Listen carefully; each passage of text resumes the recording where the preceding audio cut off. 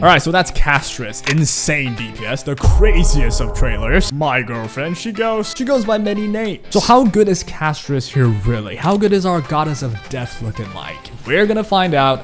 I mean, I'm gonna find out. You cutie pie? You just sit there and watch. Oh yeah, everything's here from the Creator Experience Survey. We're not just gonna test like the best team, because not all of us have everything under the sun. Most of us are broke and all, which is why we're gonna use absolutely every team that makes sense. Free to play, non-free to play, the ultimate THICC team. We're gonna test all of them in the endgame. And dude, let me say, it is insane.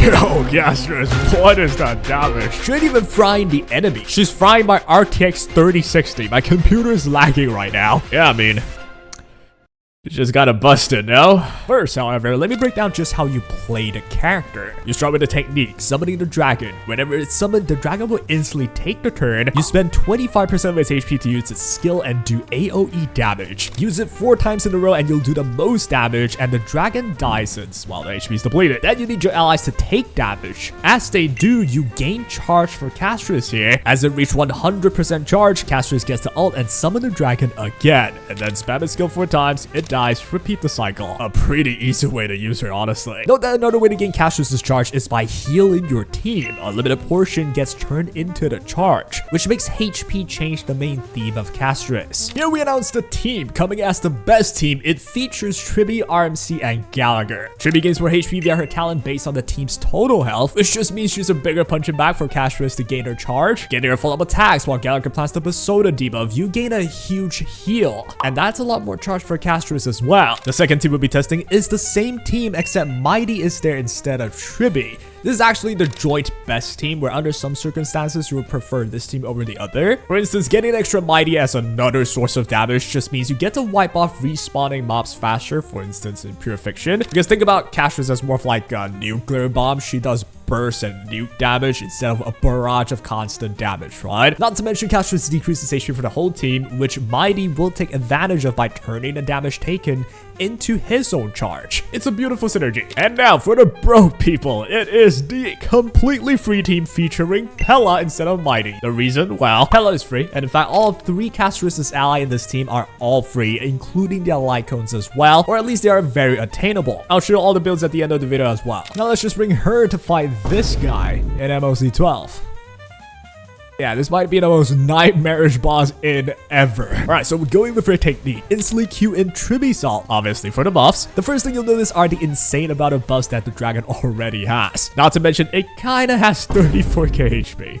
Yeah, this thing is a boss itself, dude. We start things off with spamming its skill and end it with a glorious suicide. And you'll definitely notice how after all of that, the damage is a joke. It is so bad. And the dragon is gone now, you gotta get a charge up again. Well, naturally, there's more to it. That is mostly caused by the boss with its insane damage reduction buff. And by the way, this boss, it will also take the turn and instantly 1 HP your entire team, no questions asked. But don't worry, it is not fatal damage. You cannot die from it. To remove the insane damage reduction, you simply have to heal to a certain amount of HP on each of your characters, and once you do, the damage reduction will be removed, which is essentially why we got Gallagher here. Pumping the skill into the ultimate, Tribbie is perfect here with a follow-up because we just get more heals hitting Basoded enemies. That means more charge for Castorice. Backflowing with Basoda's healing and Castorice's own skill being able to take HP away, we got enough charge. Used her ultimate and got the dragon back in no time. Since we already healed enough, the damage reduction state on the boss is removed, and now we have every buff possible. The damage?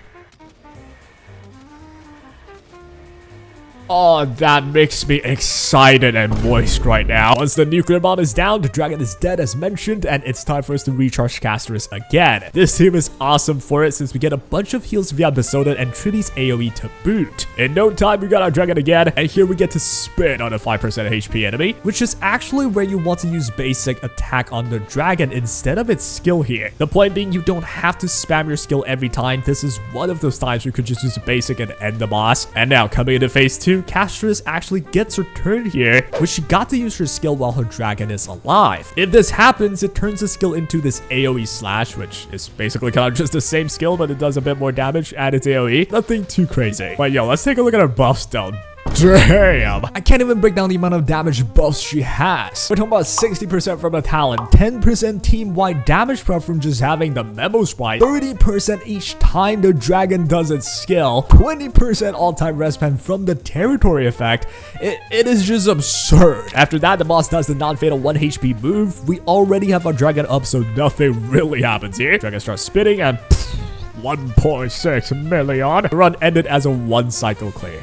Easily at that. So yeah, it's pretty good. Easily the strongest team of the version, and it's not even that expensive. It's just 2 limited 5 stars, 2 of them are free, attainable characters. If we take off Tribbie for Mydei and run it back in MOC 12, Castorice does way less damage now, evidently, right? Which, hey, it is still a lot of damage, don't get me wrong, but Mydei being there means it's a second source of damage. You know, they kind of add up. Every time Castorice uses her own skill and decreases the HP of Mydei, you can gain charges for Mydei while he gains charges back for Castorice through decreasing his own HP or healing through his ultimate. It is such a beautiful synergy, but a big difference in this team is just the lack of buffs for Mydei. We're using a single target buffer in RMC after all. However though, with Castorice's various damage buffs and debuffs, both of them do crazy good damage, and we end up clearing the stage in 2 cycles. Really only slightly slower than Tribbie. But hey, don't worry, the fact that Mydei is here is going to be very useful later on in another stage. The third team here features Pela, which does show a slight problem of lowering Castorice's charge gain. Obviously, since Pela has no HP change mechanic to her name, you can only rely on being hit or healing through the soda from Gallagher in order to gain charges for Castorice. While in the end, Pela is a free character that's not quite suitable for this specific team, but even then, with her very handy defense reduction stuff, we're actually damn near matching the dragon's damage output compared to having a Tribbie on the team. It's only slightly behind. Now, certainly we're unable to match the clear speed of the team in terms of healing, in terms of HP as well, which is where we ended up with a 2 cycle clear. 3 fully attainable characters being able to pull this off is a very solid feat. And so far, the team comes in with this performance. All A pluses. Let's see how they do in Pure Fiction though. Castorice having mostly AoE attacks means she should dominate in Pure Fiction, which she did. Here we got Castorice and Tribbie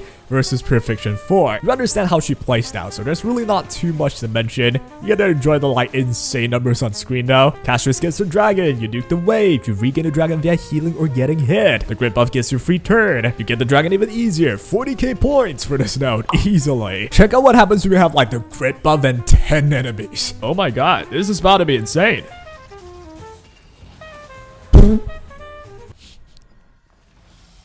Layout. Team number 2, the Mydei team, and we're fighting the other node, mostly because it kind of just doesn't make much sense to not fight Kafka with Mydei. Like, he walls him fully. And this team is actually solid since with Pure Fiction, there are a lot of respawning mobs, which are perfect for Mydei just to clear off some of them with his couple of triple target hits. It opens up chances for Castorice to just nuke like the bulky bosses or elites, where every other mob just get melted by Mydei instead. Not to mention, they have perfect synergy where we gain the dragon easily with Mydei's HP consumption. Like, they just sync too well together mechanically, dude. Obviously, after cycling a lot, kind of like just the same DPS cycle, we managed to murder Kafka. Mydei owns her since he's immune to CCs, and boom, another 40k bomb. So like, if you get her, you know she can perfectly clear 2 of the endgame modes already, but well, let's not forget all the MOC buffs as well are somewhat helping her. In fact, it's helping her quite a bit, but I don't foresee the sheer possibility for someone like Castorice to just fall off that hard in the future, or at least in the near future. Like, the game has to be joking for her to be like power crept quickly, right? Team number 3, the free-to-play Pela squad. The same issues of not being able to get the dragon to spawn as fast as possible compared to the other 2. Obviously, again, we don't have the HP change mechanics on Pela, not to mention Pure Fictions prefer more barrage of damage than 1 nuke at a time, and Pela kind of helps the latter, where they put the debuff on the enemies, and the enemies just like die quickly, right? And then she has to put it up again. But in Pure Fiction, she can't put it up that constantly. We still ended up with 27k clear points though, which you only need 30k to be halfway through the 3-star clear. More than enough if you got a solid first team. And keep in mind, this is for a very free-to-play team. You should just have more options than that, right? And the squad is looking like this so far, and I mean, it's good. I'm pretty happy with it. She certainly has some slight slight issues, but it's usually solvable, or at least it's not detrimental enough to stop you from beating anything in the game. The final test though will be Apocalyptic Shadow. I hope Castorice can handle it. I'm kind of rooting for the free-to-play squad, me personally. I think this might be the most awesome team for especially newer or struggling players to just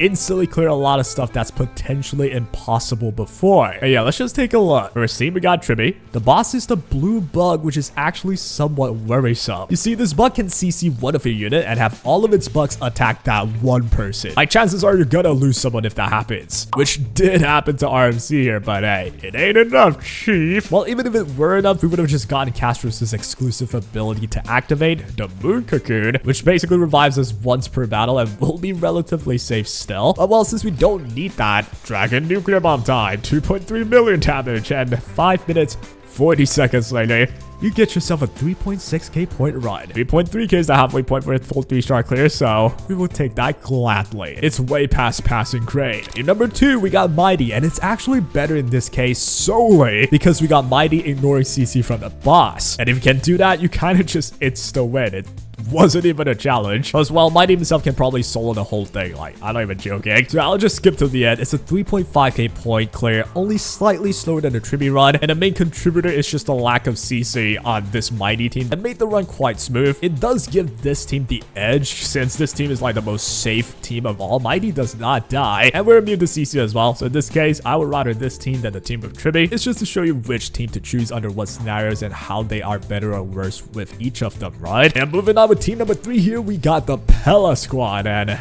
well, no, wait, do I lift this? Yeah, that hurts, but we got Moon Cocoon though. We should lift this, right? I did not live, yo. And my healer dead. My RMC cannot get any heal, so even if I get the Moon Cocoon here, I think I just die after her turn, right? Yeah, Moon Cocoon did nothing there.